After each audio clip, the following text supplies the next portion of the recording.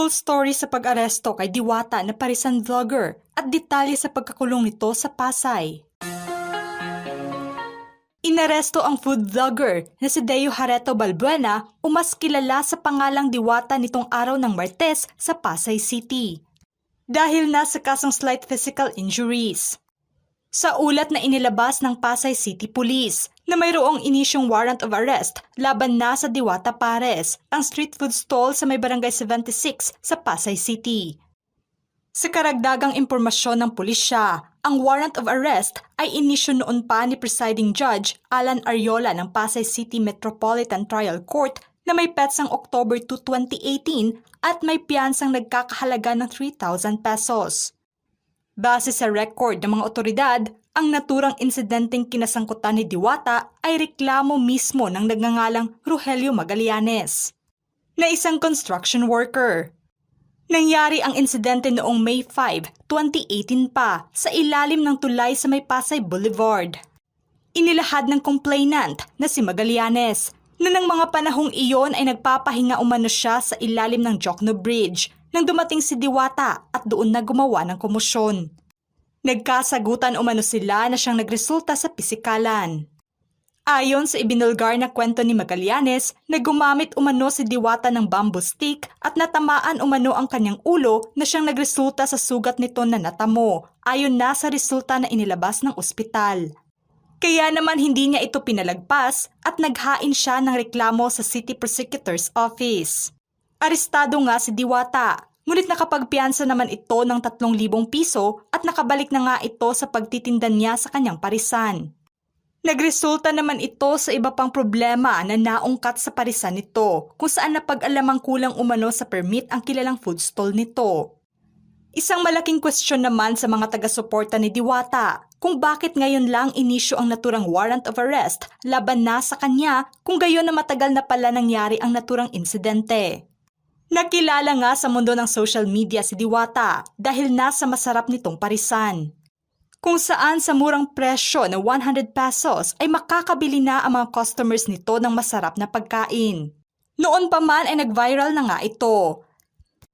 Ngunit noon ay dating nasangkot lamang ito sa rambulan, kung saan kinagiliwan nga noon ang pagrampa nito sa lugar, lalo na sa tuwing napapaaway ito. Matatandaan na taong 2016 ay naipalabas nga sa 24 oras ang balitang pagrampa ni Diwata matapos masangkot ito sa rambulan. May sugat pa nga ito noon sa noo kung saan nauwi sa pananaksak ang nasabing insidente. Nag-ugat ang gulo matapos na magalit ang kaibigan niya habang pinapaalis niya sa ilalim ng tulay sa may Pasay ang mga ito, matapos na mahuli niya na gumagamit ito ng ipinagbabawal na gamot. Naging tatak nga ang mga binitawang pahayag nito noon sa 24 oras sa mga banat na pahayag ni Diwata noon.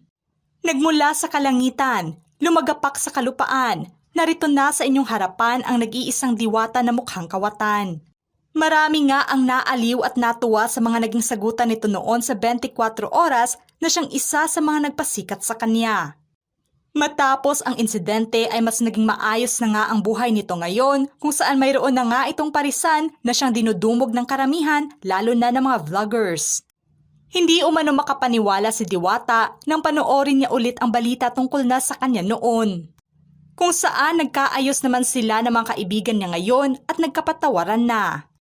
Tanong nga sa kanya ng karamihan at bakit ganito na lang ang pila sa kanyang Diwata Pares. Wala namang ibang sagot si Diwata tungkol dito na aniya.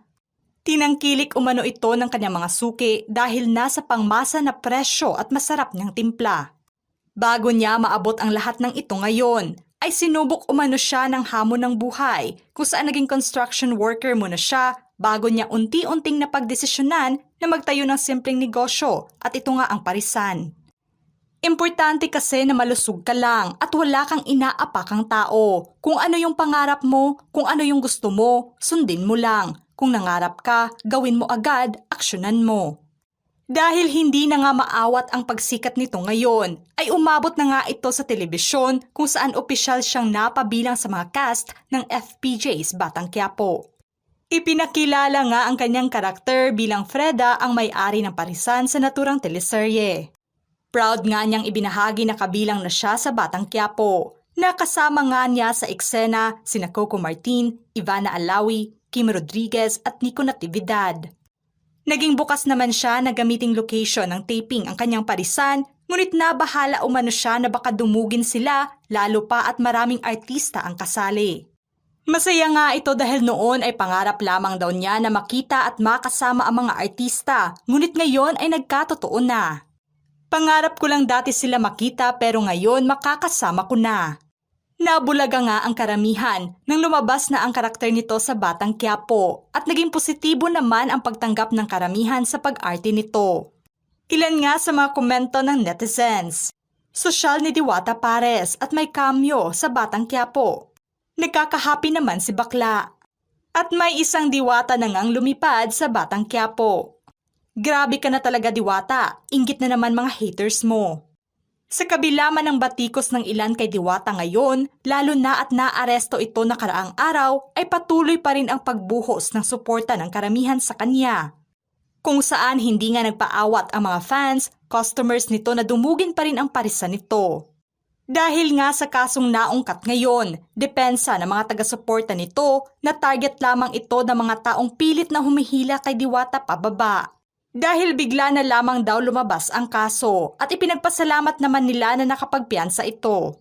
Nakapagtataka lamang daw at bakit ngayon lamang lumutang ang kaso nito, kaya naman may ilan ang nanggigil sa ginawang mabagal na aksyon ng kapulisan. Tila lumabas na sinisiraan umano nila si Diwata dahil nasa wrong timing na paglutang ng kaso ngayon. Malinaw naman na sikat na ngayon si Diwata dahil nasa kaliwat kanan nitong appearance sa vlogs ng mga sikat na personalidad. At ang pagiging artista nito ngayon sa Batang Quiapo ay hindi imposibleng sinisiraan lamang siya ng ibang tao. Hirit pa ng mga taga-suporta niya na hindi na umano nahiya ang iba na halos wala ng tulog ito dahil nasa pag-aasikaso nito ng personal sa kanyang negosyo. Maging ang pakikipaghalubilo pa nito sa mga nais makipag-collab sa kanya ng mga vloggers. Sa ngayon ay patuloy pa rin ang pag-arangkada at pagpupursige ni Diwata sa kanyang parisan ngayon sa kabila man ng nangyari. Kaya naman ipinagtanggol din siya ng kanyang mga tagahanga at ikinalungkot ang naturang balita. Marami nga ang humanga sa galing nito na sa pagiging isang ordinaryong rampadora lamang sa rambulan ay isa na nga ito sa nagbibigay inspirasyon sa ibang nangangarap. Kaya naman walang ibang hiling ang mga fans ni Diwata. Natantanan na nila ang tao ngayon dahil naghahanap buhay umano ito ng maayos. At sana naman daw ay maging masaya ang iba sa mga naabot nito ngayon. Ano ang masasabi nyo sa ginawang pag-aresto kay Diwata? Isa rin ba kayo sa mga netizens na nadismaya sa ginawang aksyon ng kapulisan sa kasong isinampal laban na kay Diwata? Just comment below.